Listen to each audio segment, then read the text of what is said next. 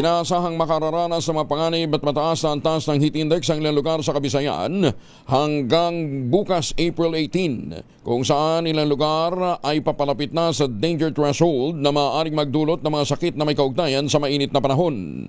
Batay sa latest sa 5-day computed heat index ng Pag-asa at 2 araw na forecast, karamihan sa mga lugar sa Western, Central at Eastern Visayas ay nasa ilalim ng extreme caution category o yung 33 degrees Celsius hanggang 41 degrees Celsius. Habang ang mga isolated areas naman ng mga liblib na lugar ay maaaring umabot pa ng danger level na 42 hanggang 51 degrees Celsius.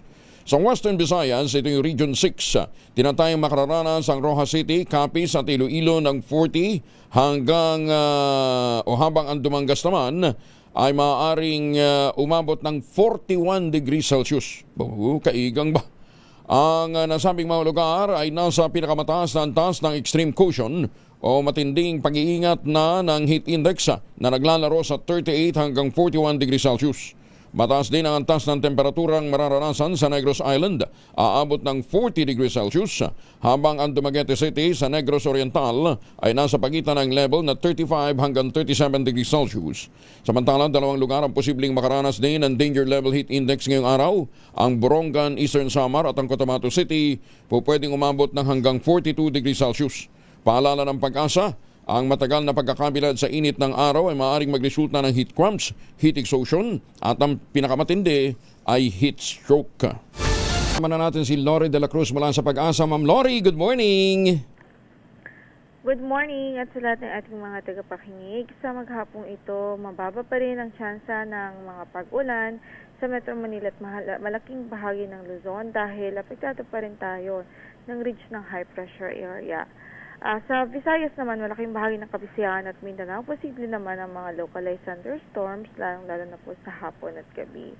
Wala rin po tayong minomonitor na bagyo ngayon. Sa loob ng PAR, yung si Typhoon Sinlaco na nasa labas ng ating area of responsibility, huling mamataan sa layong 2,485 kilometers silangan ng extreme northern Luzon at ang nananatiling mababa ang tsansa na pumasok ito sa loob ng ating area of responsibility.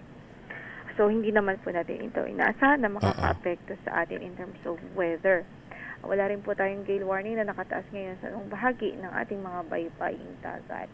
Para naman sa heat index forecast natin sa Metro Manila, pwede pong umabot sa 39 degrees Celsius today at pwede rin umabot sa 42 degrees Celsius sa malaking bahagi ng Eastern Visayas at sa Cotabato, Maguindanao City. So, ingat pa rin ang ating abiso sa ating mga kababayan dahil sa patuloy na mainit at manisang panahon na nararanasan natin. Oo. So, tumama ba siya ng Saipan? Sabi ni Joy Ramirez, mabuti na lang daw at hindi sila nakaraos na sila sa Monster Typhoon Sinlaco. Tumama sa ano? Yeah po, malaking bahagi po ng Saipan po. Sila po ang isa sa mga unang na apektuhan. Dahil sa lawak ng nito, ng sirkulasyon. Yes po. Anong kategorya nito? Hindi pa naman super typhoon, no? Naging super typhoon po siya for a while, pero ngayon po ay typhoon na po siya. Typhoon category na lang. Wala po kahapon. Okay. Kaya alam, bakit ayaw niya, ba't hindi siya mag-dissipate? Nasa dagat po siya, sir. So, mababa yung chance na tuluyan siya mag-dissipate anytime soon. Ganun. So, magtatagal pa siya? For as long as nakakakuha po siya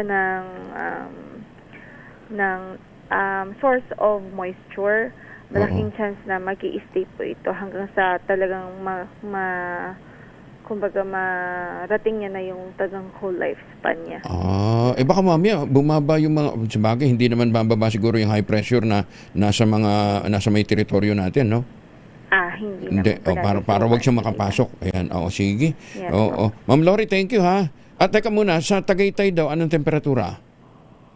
From 21 hanggang sa 32 po. Ay, mainit din. Sa Baguio? 16 to 24. Sana all. 16 to 24. Ayan, sige. Thank you, Ma'am Lori. Ingat kayo. Yes.